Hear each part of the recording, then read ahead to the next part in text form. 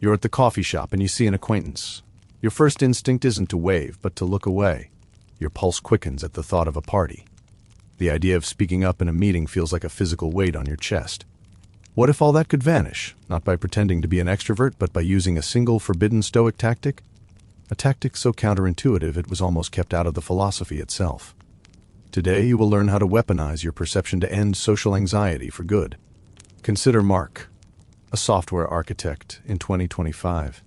His job is fully remote, his interactions filtered through screens and curated chat channels.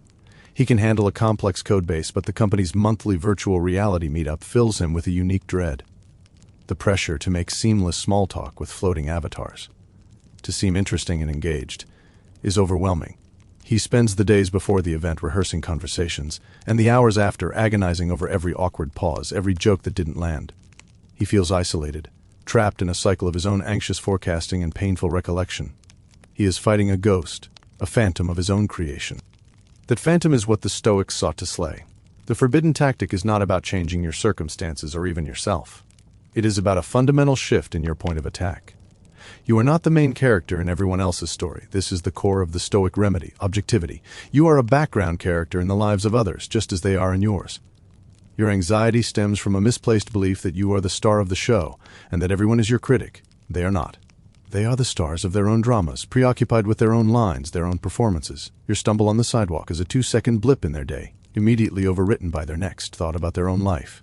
This isn't a depressing thought. It is the ultimate liberation. Your first lesson is to practice the external view. Before you walk into any social situation, pause for just 5 seconds. See the room not from behind your own eyes, but from the ceiling. See yourself as just one person among many. See the other people not as judges, but as individuals carrying their own invisible burdens. A stressful work deadline, a worry about their child, their own social anxieties. You are not entering an arena. You are entering a shared space where everyone is, to some degree, managing their own internal world. This aerial view dissolves the intensity of the spotlight you feel. The second rule is to embrace your purpose, not their praise. Your goal in any conversation is not to be liked, admired, or found entertaining. The Stoic goal is to be virtuous. In a social context, what does that mean? It means to be helpful, to be kind, to be a good listener, to be present. Shift your mission.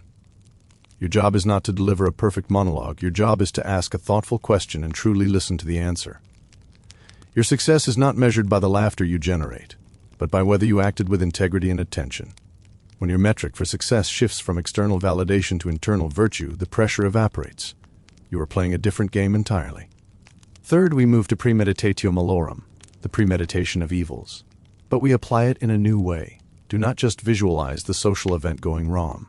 Visualize yourself handling it with Stoic composure. What is the worst that can happen? You say something clumsy. You spill your drink. There is an awkward silence. Now, visualize yourself in that moment. See yourself smiling slightly, taking a breath and saying, well, that was awkward, and moving on. See yourself calmly wiping up the spill, more concerned with the mess than with the imagined judgment. By rehearsing your calm response to failure, you strip the fear of its power. The awkward moment becomes a practice drill, not a catastrophe. Your final instruction is to anchor in the sensation of the present. Anxiety lives in the future, in the what-ifs. Your senses are anchored in the now. When you feel the familiar rush of anxiety, you must forcefully ground yourself. Feel the cold glass in your hand. Notice the exact color of the wall. Listen to the specific timbre of the person's voice speaking to you. Do not let your mind narrate the experience. Force it to simply record the raw sensory data. The feel of your feet flat on the floor is more real and more powerful than any story your anxious mind is spinning about what might happen next. The present moment is a safe harbor, and your 5 senses are the anchor. So here is your 7-day challenge. For the next week, you will not hide. Day 1 and 2, you will initiate 1 micro-interaction per day. This is not a conversation. This is telling the barista you appreciate their efficiency, complimenting a colleague's virtual background, holding a door open with a quiet after you. Your only goal is to complete the action. Day 3 and 4, you will ask 1 open-ended question in a social setting. What is you busy outside of work? What's a project you're excited about? Your mission is to listen to the answer, not to plan your reply. Day 5 and 6, you will practice the external view for 5 seconds before entering any room, real or virtual. See the scene from above. See yourself as one part of the whole. Day 7, you will reflect. You will write down 1 instance where you applied one of these rules and it shifted the outcome. You will prove to yourself that this works.